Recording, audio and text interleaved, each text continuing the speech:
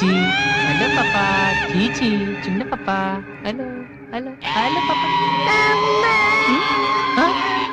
ఏంటమ్మా ఏమైంది? ఎందుకు ఏడుస్తున్నావ్?